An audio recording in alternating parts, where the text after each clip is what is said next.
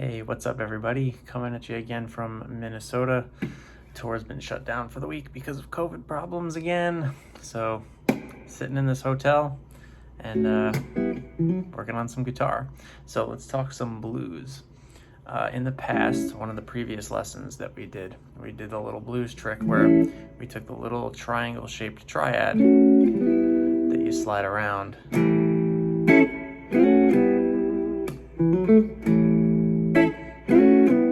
Basically follow the chords. So if you're looking to check out some blues, it'd be cool to check that past video out. But today, something to add on top of that, or to do instead of that, is to use chromatic approach slides into all of your chords. In a blues, typically, right, we have the 1 chord, the 4 chord, and the 5 chord. So we're going to do this in A being the 1, D being the 4, and E being the 5. And now typically, right, in a blues, it would be A7, D7, any version of a D7 that you like, and E7, any version of it that you like. So as long as it's A7, D7, and E7, those are your home base chords for the blues progression. And something to keep in mind too, if you ever go back and look at some of the 9 chord lessons and the 13s and stuff like that, all of these dominant 7 chords, A7, D7, E7, especially in this blues atmosphere, can all be substituted for a 9 chord, meaning a dominant 9 chord, or a 13. So A7, you could, if you wanted to, you could have a 9, you could turn it into an A13. So I'm not going to go super in depth with all those different types of chords, but really cool idea is to swap any of those A7, D7, or E7 for an A9, D9, E9, or A13, D13, E13. And you don't have to do all of them. It could be just one that you change to a 9, one could be a 13, one could be a 7. You could swap them around every single time you play them, or switch between both of them or all 3 of those types at the same time. But the idea, right, chromatically sliding into those chords. So if your chord is A7, A dominant 7, the idea is to slide from 1 fret away. And what's cool about this is you have a couple of options. You can slide from a fret below to come into the chord, or down from a fret above. Which is usually, that's like a pretty cliche way of ending a song. I could almost guarantee you've probably heard a song at some point that ended that way, where it did something like this. That's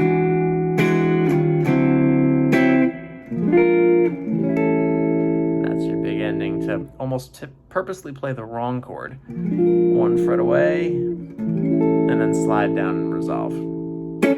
So that is the idea, to chromatically approach from 1 below or from 1 above. And technically too, if you wanted to expand on that, it doesn't have to be a fret above or below. It could be 2 frets above or below if you wanted as well. You could. So you have that option too. You have to cruise through them a little quicker maybe, and not get stuck on any of those chromatic spots. If you hang out on those chromatic notes for too long, it can sound a little funny and sound like a mistake. So the idea is to make sure you land where you want to land. And if we take all 3 of those chords, the A7, the D7, and the E7, we can do this idea with all 3 of those chords, from below, from above. Do it on this chord, don't do it on that chord. It kind of becomes your own personal playground to do however you want to do it. So here's just an example of throwing in these chromatic slides on all these different chords. So A7,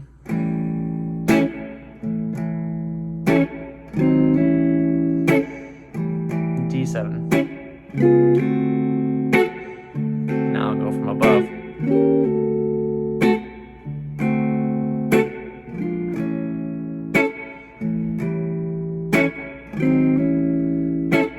Here comes the E7 from above.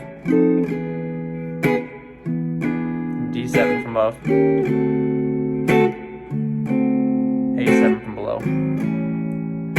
G7, E7, and from above. So you can see how this is a really, really cool trick to make your blues sound a little extra bluesy if you're ever comping blues chords or, you know, just jamming some blues. And like I said too, whether you're doing D7 over here or just taking this shape we used for A7 and sliding it up to D7, it doesn't matter as long as it's a slidable chord. That's why these bar chords are useful. If you were doing this with open chords, this would be a little bit more of a problem. So bar chords for the example, best way to try and get a feel for this. And if you do go one step further and learn how to change your 7 chords to 9 chords or 13 chords or anything like that, this just gets even more cool because now you have more chord options to do this with. For example, A7,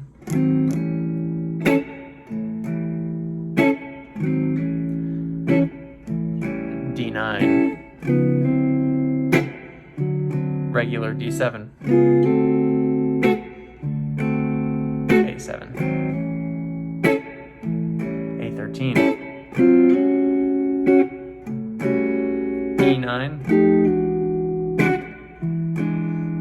D9,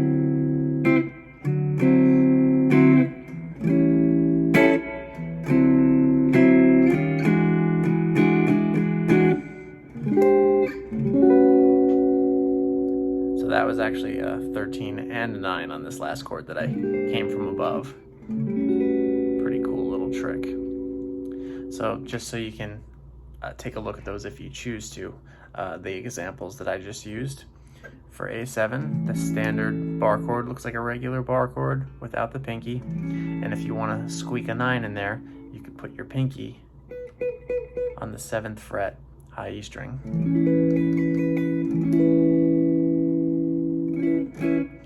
A great 13 shape over here would be this.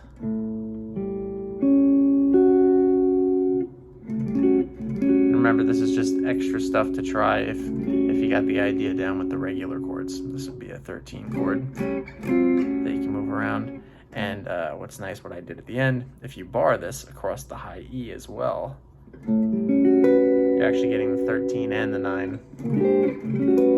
That's a really colorful, cool sounding chord. The other example that I used, this was the D7. When I changed it to D9, I did it like this. And same thing for E9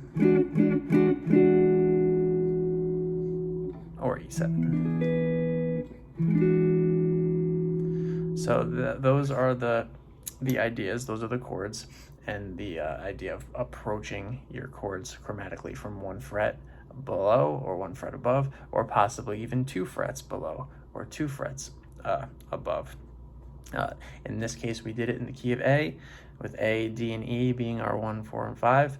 This same idea should be moved to all the different keys. The shapes and the patterns will always look the same, which is beautiful.